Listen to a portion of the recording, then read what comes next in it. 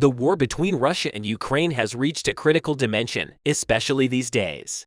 The big offensive plans carried out by the Ukrainians, both on the southern front lines, especially in Zaporizhia and in the Donbas region, reached the Russian territory. So the war has completely moved to Russia. It was even claimed that the capital, Moscow, was among the attack plans of the Ukrainian armed forces, because at the moment the capital, Moscow, has completely turned into a fireplace after the attacks of unmanned aerial vehicles. The Russian Ministry of Defense announced that 5 drones attacked the territory of the Moscow region recently. Local residents in 5 residential areas also shared stunning videos of the violent explosions on social media. Let's explore together the breaking moments of these stunning drone attacks that shook the capital, Moscow. Our first stop is Vnukovo Air Base in Moscow. This is one of Russia's important military bases and logistics centers. First of all, the news of the explosion at the Vnukovo airport shook Moscow. A huge explosion occurred at the Vnukovo Air Base in Moscow, the heart of Russia. It was announced that the explosions were caused by unmanned aerial vehicles. BASA Telegram channel reported that the unmanned aerial vehicles were a type of aircraft flying at an altitude of 200 meters. As a result of the drones hitting the Vnukovo Air Base, a fire broke out that could not be controlled for a long time after a big explosion. Russian media reported that part of the flights moved from Vnukovo Airport to Sheremetyevo. In addition, these eruptions in Vnukovo continued in the Volovo-Kabinka, Akhensina, Maraschino, and Kaluga regions. At first, the explosions in Vnukovo were reported by residents of Volovo near Moscow. Allegedly, residents of Volyevo heard the sounds of Russian air defense, after which columns of black smoke appeared in the sky. However, violent explosions were also claimed in the Volovo residential area. Local residents were very worried that the explosions in Vnukovo would spread to Volyevo. On the other hand, residents of Markeno also reported of the explosion at the Vnukovo airbase. Black smoke and explosions made Russian citizens in Markeno very uneasy.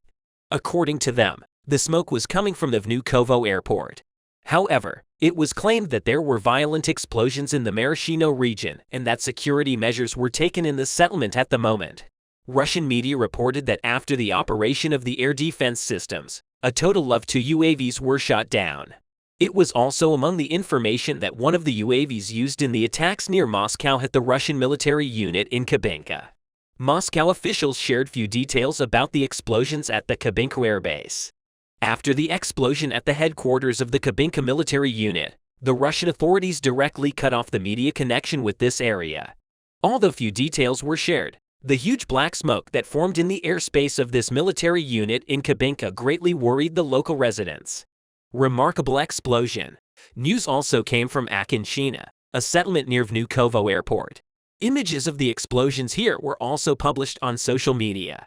Local residents are quite restless because there are concerns about possible different explosions in the settlement. In short, Moscow and the residents of the region near the city had a long day because of the explosions. Currently, security measures continue in 5 regions near Moscow, in addition to the physical effects of the explosions near Moscow. The political effects also angered Russian citizens. Currently, in addition to the fact that Moscow and important Russian cities such as Rostov are still in a complicated situation due to the Wagner rebellion, the voice of Russian citizens against the government has been raised with the explosions. Striking protests against the Putin regime were held in Moscow. These critical explosions near Moscow also greatly diminished confidence in the Russian leader, Vladimir Putin, and the Kremlin administration. The reason for this was the fact that even the capital, Moscow, could be targeted if desired. Moscow officials had actually announced that before these attacks, the capital was protected by much more air defense systems. It was also reported in the press that electronic warfare systems were placed on the tops of high-rise buildings in both Moscow and St. Petersburg. However, it seems that these measures taken by the Russians were not enough. Many political and military officials claim that the Ukrainian army carried out these striking attacks near Moscow. Although the Russian authorities blamed Kiev for the 5 drone attacks that took place in Moscow, the Ukrainian authorities did not share any explanation on this issue. The Kiev administration did not claim responsibility for these attacks, but many international intelligence sources and Moscow officials agreed that the Ukrainians carried out the attacks. Moscow Mayor Sergei Sobyanin shared critical assessments about the drone attack. Sergei Sobyanin claimed that the UAVs were sent from the territory of Ukraine, but there is no conclusive evidence on this. It's not known exactly where the UAVs were sent from to Moscow. In fact, the Ukrainian armed forces had previously managed to carry out drone attacks and partisan actions against many Russian cities, including Moscow in particular. The Belgorod region on western Russia's border with Ukraine has been bombed and attacked by drones hundreds of times. In fact, a war correspondent, Yuri Kotyanakin, who followed the Russia-Ukraine war, recently stated on his Telegram channel that the Ukrainian army has turned Russia's border regions into a dead clash area. Among these areas, Belgorod has a special importance. It was among the most vibrant Russian cities on the Ukrainian border. But after the Ukrainian drone attacks on this city, Belgorod was completely turned upside down and the signs of life in the city were almost gone. The inhabitants of the Belgorod region are now completely fed up with the war politics of the Russian administration in Ukraine because people in the city no longer want to experience the war in their own homes. The attack in Belgorod, on the other hand, was an act of sabotage by a partisan group called the Freedom Legion for Russia. The Russian Volunteer Cause and the Russian Freedom Legion crossed the border in March and at the end of May, clashing with the border guards and regular forces of the Russian army. The Russian Freedom Legion then tried to capture Shebekino with a population of 40,000. Nearly a dozen villages and farms in and around the city faced shelling, blackouts, fires, and the panicked flight of thousands as the district governor urged residents to leave temporarily. The Kiev administration did not comment on the raids in Belgorod and Shebekino. However, experts reported that all these attacks were a warning shot, and that larger attacks would affect other Russian cities in the coming days. Experts' predictions were confirmed by the drone attacks in Moscow, but according to some war analysts, these drone attacks near Moscow are not the real major attacks planned by the Ukrainian armed forces. In other words, in the coming days, much bigger and more violent attacks than all these offensive operations we have mentioned may affect Russia again. Putin is quite helpless on this issue because the Russian leader cannot yet control the war on Ukrainian soil. Now that Russia is also under attack, Putin is completely in a dilemma. If the Russian leader shifts his defense initiatives to these areas in order to prevent drone, missile, and sabotage attacks in his country, this time, his troops on the territory of Ukraine will lack in this regard. The Russian forces currently fighting in Ukraine have collapsed in terms of military resources and morale motivation. In summary, Russia's war in Ukraine didn't add anything positive to Putin or to Russian citizens. On the contrary, this war brought Russia back to the former Soviet era. Russian troops who are finding it difficult to cope with the appalling conditions on the battlefield are making an effort to leave Ukraine and seek safety abroad. According to Vladimir Putin's newly passed legislation, Russian troops who tried to flee the battlefield or rebel against the army face prison terms of 5 to 10 years. As a consequence, Russian combatants who are aware that they cannot leave the conflict and return to Russia have two options available to them. Either they'll surrender to the Ukrainian military, as many Russian soldiers have already done, or they'll transfer to one of the nearby nations.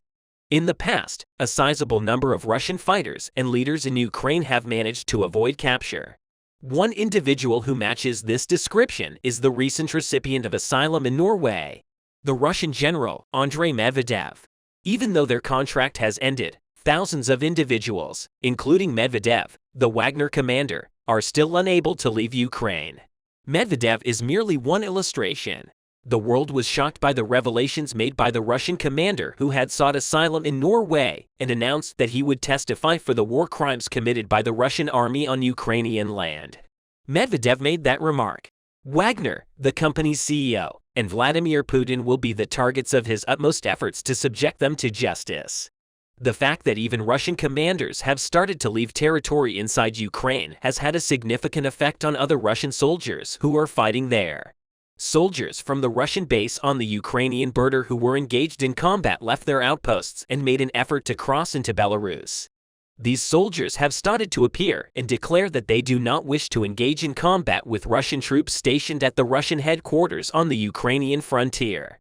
On the other hand, the Belarusian army, which is in charge of securing the border with Russia and Belarus, killed 60 Russian personnel who were trying to flee on the Belarusian side of the international border in Warwickshire. Frame is one of the outposts of the Russian soldiers who laid down their weapons and declined to engage in combat.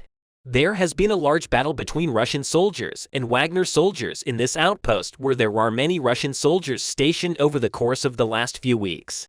These soldiers complained that they had not been used in any operations and that their basic needs were not being met after reporting for service as part of a partial mobilization. According to the Russian soldiers, the Wagner soldiers treated them like second-class soldiers and only permitted them to eat one meal each day, while the Wagner soldiers were provided with 3 meals each day.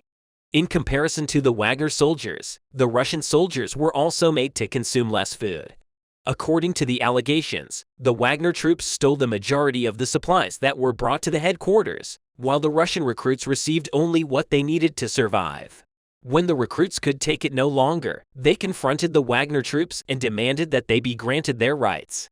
The Wagnerian warriors and the Russians, on the other hand, fought significant combat.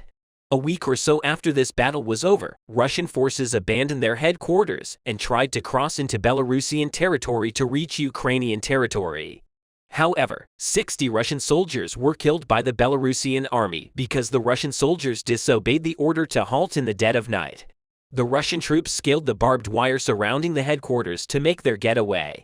The Russian troops reached the Belarusian border after a lengthy journey. The Russian troops have left their military gear and weapons in the forest and are planning to flee to a more familiar area. The events that actually took place, however, totally derailed the plans of the Russian warriors. Russian troops who thought they could cross the border into Belarusian territory by taking advantage of the night's darkness were apprehended by the Belarusian military when the Russian troops disregarded the Belarusian soldiers. Warning to stop, the Belarusian army began firing on the Russian soldiers. The Belarusian soldiers instantly started attacking the Russian soldiers without even flinching. The commander of the Belarusian army fell into a state of terror when it was realized that the 60 troops who had been eliminated in a matter of minutes were members of the Russian army. They believed the troops who were running were Russian soldiers. According to the story the Belarusian commander gave to his farrier, the situation grew even more challenging to comprehend. Following the Russian government's discovery that the Belarusian army had killed 60 Russian troops, Russian Defense Minister Sergei Shoigu had harsh words for Belarusian President Alexander Lukashenko. According to Shoigu, the Belarusian army is made up of untrained soldiers who have no notion how to wage war. Shoigu insisted on bringing to justice the Belarusian troops who opened fire on the Russian soldiers despite the fact that the Russian soldiers did not even return fire. It is extremely doubtful that this error by the Belarusian forces will cause tensions between Alexander Lukashenko and Vladimir Putin. The head of staff for the Russian government, Valery Gerasimov, recently made some remarks that everyone found surprising. These comments were made at a time when the Russian populace is furious with the Belarusian government. According to Gerasimov, the Belarusian army punished the 60 Russian soldiers who tried to flee the conflict and refused to fight. He felt that such soldiers should be punished. Gerasimov added that he thought the Belarusian army was responsible for punishing the 60 troops. The harsh language used by the Russian people in response to Gerasimov's cruel comments reflects their extreme rage on different social media sites. Russian citizens started petitions with the goal of getting Gerasimov fired, and they gathered signatures. Vladimir Putin, on the other hand, did not accede to this request made by the Russian people. It would seem that Vladimir Putin and whoever the director of the general staff is operate along very similar lines. The number of Russian soldiers making attempts to flee the conflict in Ukraine has considerably increased in recent weeks. Mutinies among Russian escorters have considerably increased, especially among staff members who are members of racial or ethnic minorities. Vladimir Putin's decision to partly mobilize the army has enraged members of minority groups because the vast majority of the soldiers included in the decision are from minority groups. Minority members who want to react to the situation have gone to the streets and started planning protests against Putin and the war. These protests spread across the nation after starting in independent nations like Crimea, in Dagestan, Karelia, and Tatarstan. Riots are being put down by Vladimir Putin, but none of these protests are important to him. Putin's only goal is to increase enlistments in order to expand the size of Russia's armed forces. Only Ramzan Kadyrov, a native of the Russian Independent Republic of Chechnya, supports Vladimir Putin. Kadyrov, the leader of Chechnya, has sent a sizable number of Chechen troops to Ukraine to show off his close friendship with Vladimir Putin. A journey to Ukraine was made by tens of thousands of Chechen troops under the direction of Ramzan Kadyrov. These Chechen fighters, however, don't seem to be interested in fighting either Chechen and Wagner. Troops, who are heavily represented on the backward front, have recently had some conflicts. There are a lot of these troops here. For the Russian army, the fact that the vast majority of Wagner soldiers are presently being held as prisoners has started to create problems. The Chechen troops, who see the Wagner soldiers as their oppressors, are outraged by the racist actions of the Wagner soldiers against the Chechen soldiers. However, Chechen soldiers are compelled to take part in the conflict in Ukraine as a consequence of Ramzan Kadyrov order. Not every Chechen soldier, however, is fighting alongside Russian forces in this war. The Ukrainian army is presently engaged in combat alongside affiliated Chechen units. Numerous Chechen fighters are actively participating in the battle against Russian forces with the Ukrainian army. These Chechen troops resist Ramzan Kadyrov rule. The Ukrainian army frequently conducts military operations against the occupying Russian army's ammunition depots, military production facilities, and military sites. Russia presently faces a greater shortage of ammunition as a result of the actions taken by the Ukrainian army. In addition to the operations the Ukrainian army is conducting, drunken Russian troops are complicating the work of the Russian army by engaging in actions that are beyond comprehension. The number of unexplainable events that have occurred on Russian soil has significantly increased since the war began. Vladimir Putin is almost defeated. The Russian leader's troops are unable to make significant gains on the Ukrainian front lines. Kiev troops repeatedly defeated the Moscow army. Incredible achievements of the Kiev soldiers also renewed their self-confidence. Kiev military units, which almost beat the Russian army on the Ukrainian front lines, managed to make a name for themselves with their cross-border operations with increased attacks, ports that provide safe havens for Russian maritime activities. Now face the threat of direct attack from the sea in the absence of very long-range rocket launchers. Naval drones are the long-range weapons of choice for hitting targets deep within Russian soil. Ukrainian drones made a great show of strength over Sevastopol the other day. At least 12 drones targeted Russian positions and military assets in Crimea. Swarms of drones gave the Russian Navy and Army in the Crimea a very difficult time before the drone attack on Sevastopol. 2 British Eurofighter Typhoon jets came dangerously close to the Crimea. The aircraft were located approximately 130 kilometers from the peninsula's airspace boundaries. Both fighters came from Cyprus. He encountered an RAF reconnaissance aircraft in Romanian airspace, where all 3 military planes were headed for the Crimean Peninsula. After an American RQ-4 Global Hawk strategic drone and a British RC-135 military reconnaissance aircraft made reconnaissance off the coast of Crimea, the territory of Sevastopol was subjected to a massive attack by drones. Airborne repelling of the attack is currently underway by the Russian army. However, it's not possible to say that the Russian army was successful in this regard. At the same time, as a result of the attack, a passenger boat was prevented from passing through the bay. People in the region are transported by buses. The type of drones that attack the Crimea has not been disclosed at this time. Russian authorities now claim that at least 2 drones have been shot down. The Kiev administration also prefers to remain silent about the attacks. However, the Kiev leader repeats at every opportunity that the Ukrainian war will end with the liberation of Crimea. For this purpose, Zelensky organizes his operations with a drone army in Crimea and Sebastopol. Let's take a look at the cross-border operations Ukraine has carried out so far. In the first months of the war, 2 Ukrainian-made Neptune cruise missiles crashed into the hull of Moscow, the pride of Russia's Black Sea Fleet. The attack in April set off a series of explosions that eventually sank the cruiser and killed an unknown number of sailors. The missile cruiser, with a crew of 510, had spearheaded the Russian naval attack on Ukraine, and his sinking was a major symbolic and military blow. A senior Ukrainian official acknowledged that the country's forces carried out a successful attack on Saki Air Base on the west coast of Crimea in August. Satellite images taken after a series of explosions showed at least 8 wrecked warplanes after the attack on Sevastopol in October 2022.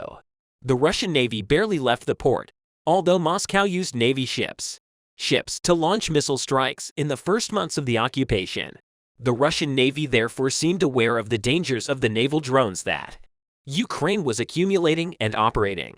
At the end of October, low-hanging drones both claimed to have a range of around 500 miles were used by Ukraine in an unprecedented attack on the Russian Navy's base in Sevastopol.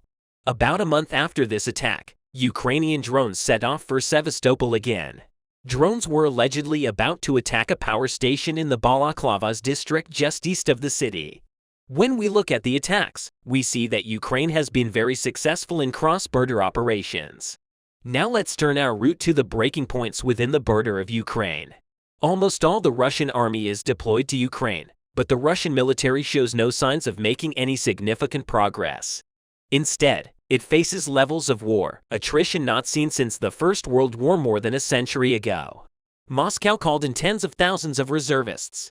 Russia has intensified its ground offensive in southern and eastern Ukraine and has probably already launched its first major offensive in months. However, after a year of war, Russia is increasingly relying on less trained soldiers. As a result, he continues to throw of his men into battle to make only small gains while taking heavy losses. Russian forces are now finally dispersed along the front line. Russian forces will not be able to break through a major offensive when the Kremlin launched an attack. It comes at a huge cost to the Russian army. On the other hand, Russian forces continue to put pressure on Bakhmut, which could provide a stepping stone for Russia to advance towards the even larger cities of Kramatorsk and Sloviansk. It would have been very fiery victory at best, given the months of hard fighting and massive losses. It is possible to say that Russia's new attack is more aspirational than realistic. Kiev was able to resist Russia for nearly a year, largely thanks to help from the West. However, it was running out of ammo faster than the Western allies could replace it, causing the Ukrainian military to adapt its tactics. Therefore, Ukraine may have its own difficulties in organizing an anticipated spring offensive. There are also warnings from the U.S. State Department that Moscow may view any attempt by Kiev to retake Crimea as a red line that will spark a broader Russian backlash. US and NATO diplomats and military officials have never hesitated to openly state that Crimea is part of Ukraine. But there is a feeling that Ukraine lacks the resources needed to successfully retake it. Still, Kiev may choose to isolate the peninsula, which was illegally annexed by Russia in 2014. There are three critical points here: the land bridge to Russia, the Kerch Strait Bridge, and the naval base in Sebastopol. The Ukrainian armed forces must overthrow all three. This will deprive many Russian forces of adequate support.